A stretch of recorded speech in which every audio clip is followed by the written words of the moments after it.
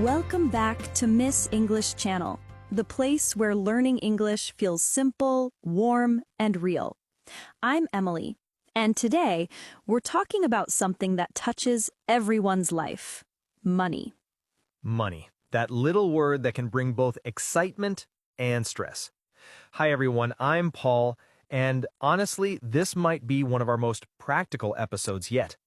You're right, because whether you're a student, a parent, or working full-time, money is part of your story every single day. It's in your morning coffee, your bus ticket, even your dreams about the future. Exactly. And you know what, Emily? Many people feel worried when they hear the word money. They think it's complicated, but today we'll make it easy and fun to talk about in English. Yes, simple words, real-life examples, and ideas that can help you not just understand English, but understand your life a little better too. That sounds perfect. So let's begin. We all use money every day. We buy things, we pay for things. Right. I buy food, I buy coffee, I pay for my phone bill. That's called spending money. When you give money to get something, you spend it. Okay, so I spend money on coffee, I spend money on food, I spend money on my favorite sneakers. Exactly. Now, here's something very important. In life, we have needs and we have wants.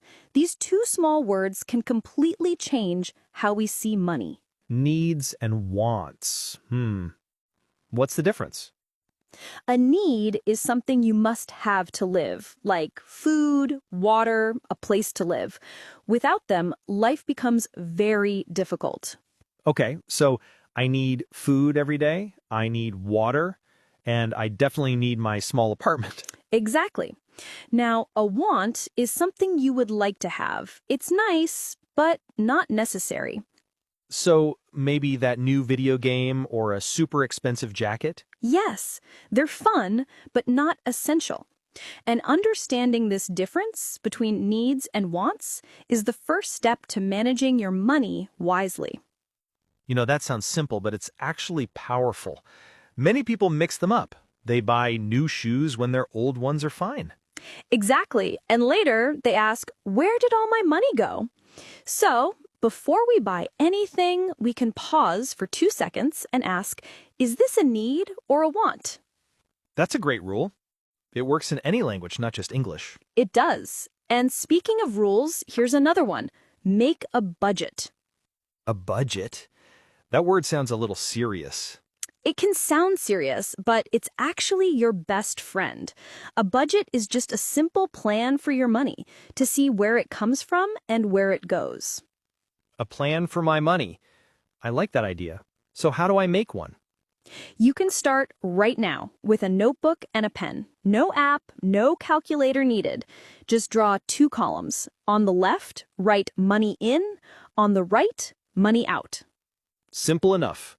So money in means all the money I receive, like my salary from work. Exactly. And money out is everything you spend. Rent, food, coffee, transportation, your online subscriptions. Wow, I might be surprised where my money goes. Many people are. The little things add up. That one small coffee every morning, the snack after lunch, a movie ticket here and there. Suddenly, it's a big number. That's true. If I buy a $3 coffee every day, that's $90 a month. That's almost the price of a weekend trip. Exactly. So your budget is like a map. It shows you where your money travels. It doesn't judge you. It just gives you information. A map for my money. That actually makes budgeting sound kind of exciting. It is, because when you can see your money clearly, you start to feel more in control, and that's a great feeling. You know, Emily, this reminds me of learning English. At first, everything feels confusing, but once you start writing things down and seeing progress, it suddenly feels easier. That's a perfect comparison. A budget is like your vocabulary notebook, small steps that create big results. So once I have my budget, what's next?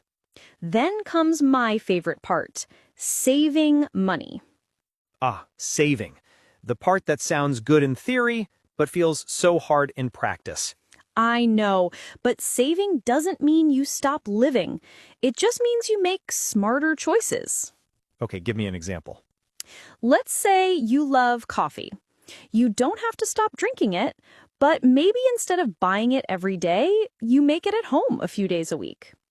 That's fair. I could make coffee at home on Monday, Wednesday, and Friday, and treat myself at the cafe on weekends. Exactly. You save a little money each day, and over time, that becomes a lot. I like that. A small change that doesn't hurt, but still makes a difference. Yes, here's another simple one. Cook at home. Eating out can be fun, but also expensive. I know. Sometimes after work, I'm too tired to cook, so I order food online. That happens to everyone. But if you cook once, you can make extra for lunch the next day. That's 2 meals for the price of one. Cook once, eat twice. I like that motto.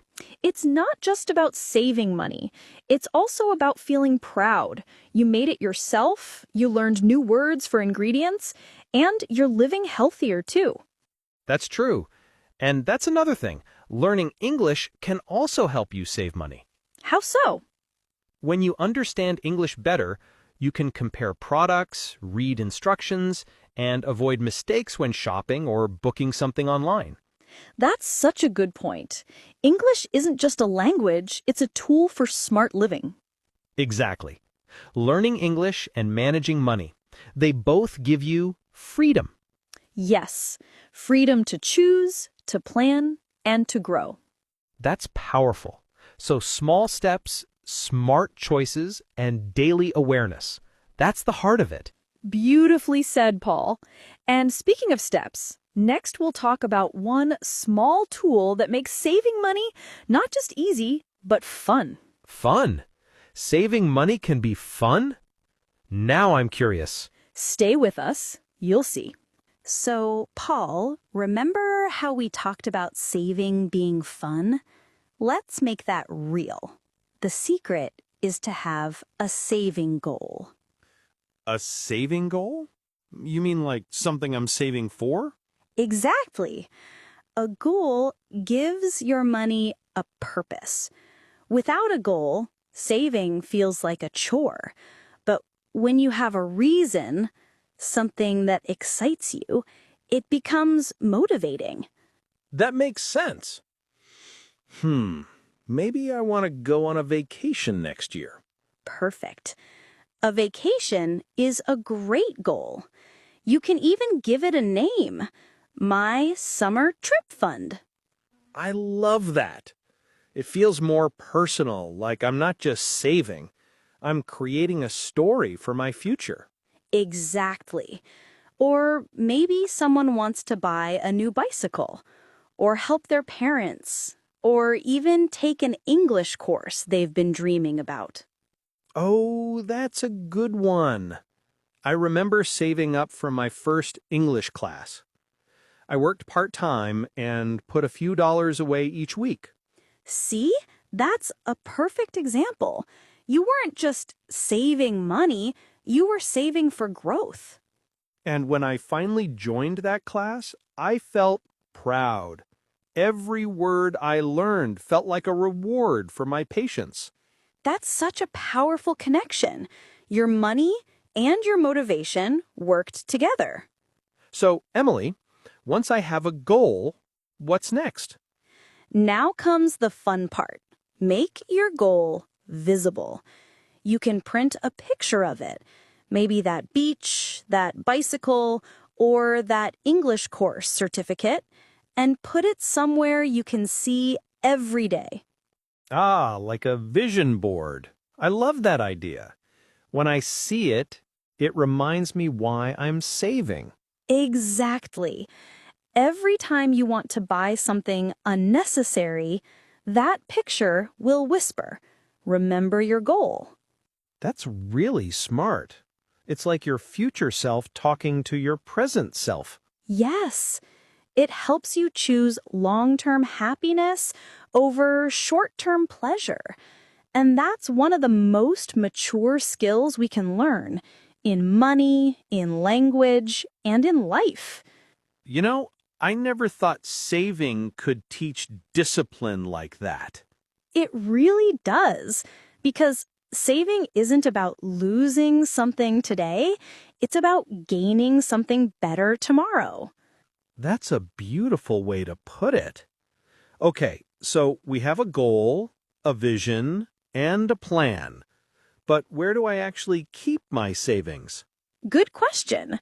You can open a separate savings account just for your goal. One account for spending, one for saving. That way, you don't mix them up. That sounds smart. I could set a reminder every month to move a little money into that account. Exactly. You can even make it automatic, so you don't have to think about it. It just happens quietly in the background. Like magic. My money grows while I live my life. Yes, exactly like that. And here's a fun, old-fashioned way to make saving feel real. Get a piggy bank or a jar. A piggy bank? Like those little pink ones for kids? Yes, but it works for adults too. Call it your dream jar. Every evening, drop your coins or small notes in there. That's cute. My dream jar. I could even write my goal on it. Vacation 2026. Exactly. You'll be surprised how quickly it fills up. A few coins a day, but in a few months, it becomes something real. That's so true. When I was a kid, I used to save my coins in a jar for a soccer ball. One day I opened it and boom, I had enough. See? The same principle still works as adults. It's not about the amount. It's about the habit. I like that. It's almost like learning English again. If I study just 10 minutes a day, it may feel small, but after 6 months, it's huge progress. Exactly, Paul. Saving and learning are twins. Both require patience, small daily action, and belief that your effort matters. Wow, that really hits me. It's easy to forget that consistency is power. Yes. And here's something even deeper. Every coin you save is a promise to yourself. That's strong. A promise to become more mindful, more responsible, and more free. Exactly. So saving isn't just about money, it's about confidence. That feeling of, I can do this. I love that. It's like when you say your first full sentence in English and realize, hey, I'm doing it. Yes, the same pride, the same small victory. You know, Emily, sometimes I think saving isn't always about things you want to buy, but about the person you want to become. That's beautiful, Paul, because when you control your money, you start to control your life. So true. And suddenly, saving doesn't sound boring anymore. It sounds empowering. Exactly. You're saving not just for your future, you're saving your future. Wow, that gives me chills. And when you think about it, your future self will thank you one day. Hey, thank you for being smart back then. Because of you, I can travel, I can learn, I can breathe easier. That's such a nice image. Okay, I'm motivated now. I'm going to start my dream jar tonight. Yes!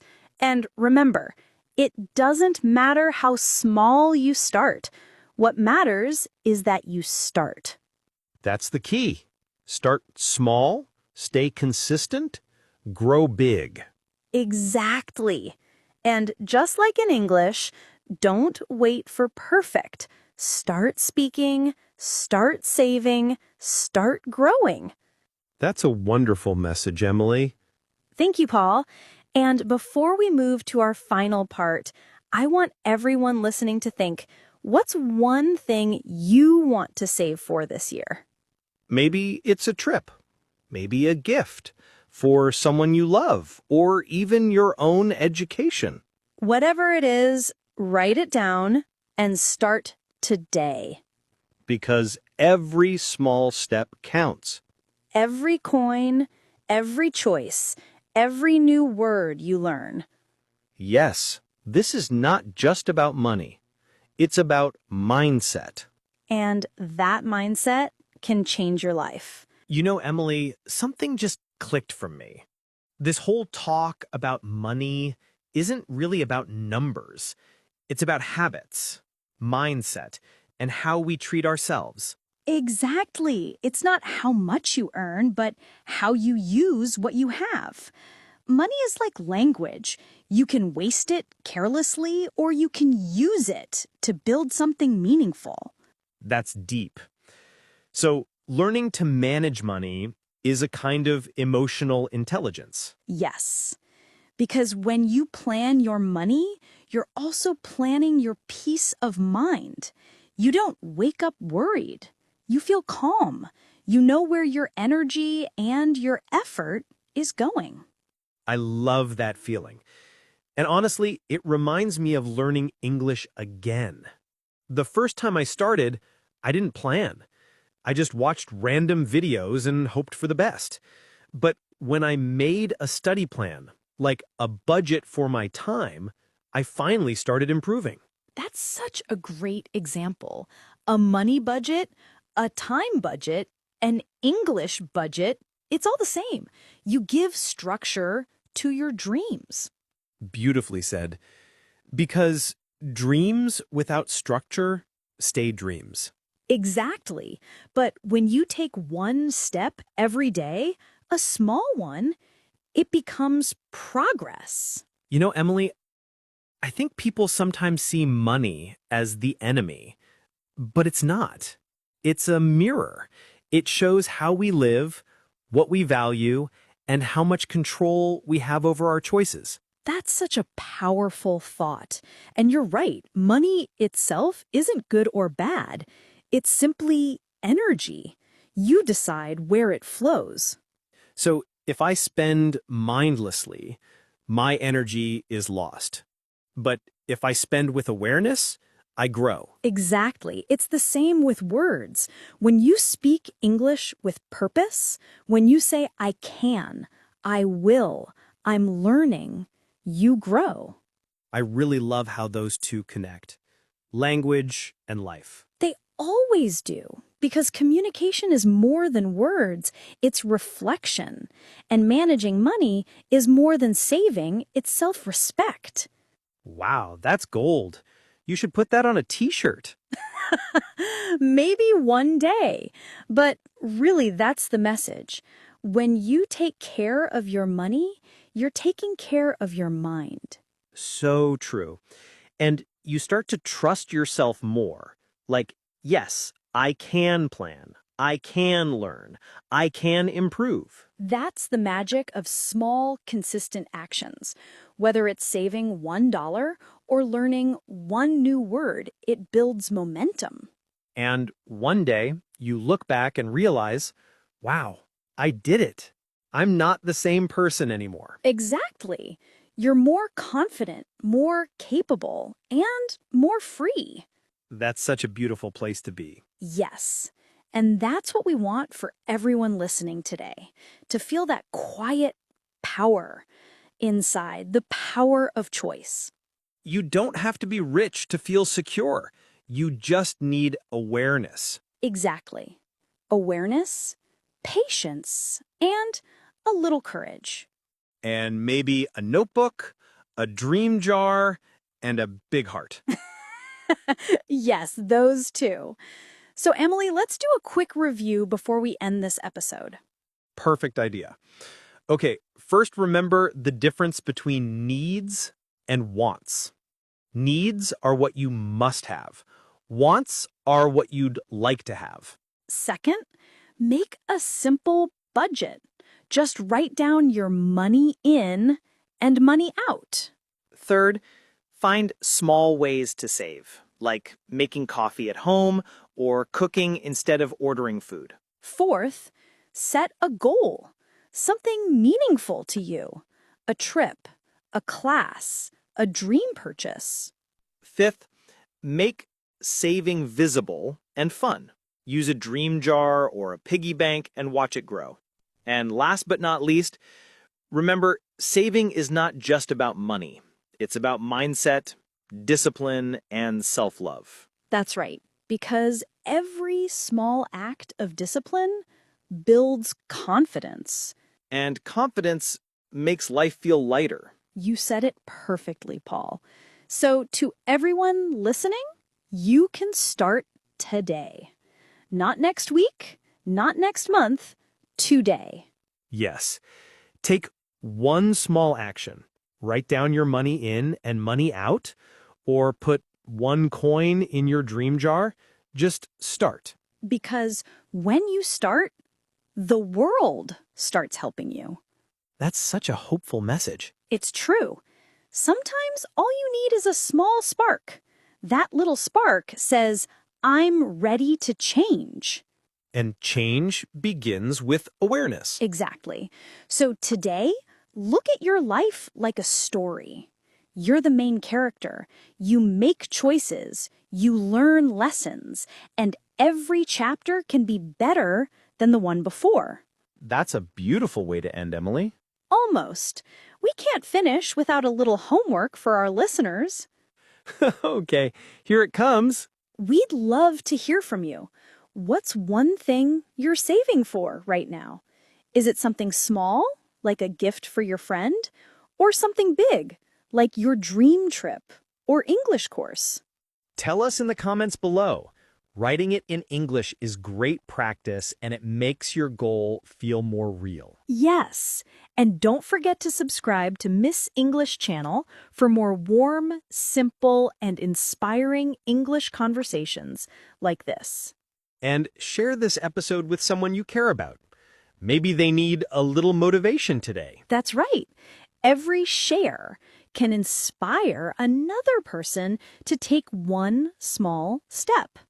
Thank you so much for joining us today, everyone. We hope this episode helped you feel more confident, both in your English and in your life. You're stronger than you think and smarter than you know. And no matter how small your start, it still counts. Keep going. We believe in you. Until next time, this is Emily. And I'm Paul. Take care, keep learning, and keep saving. One word, one coin, one step at a time. See you in the next episode. Goodbye, everyone.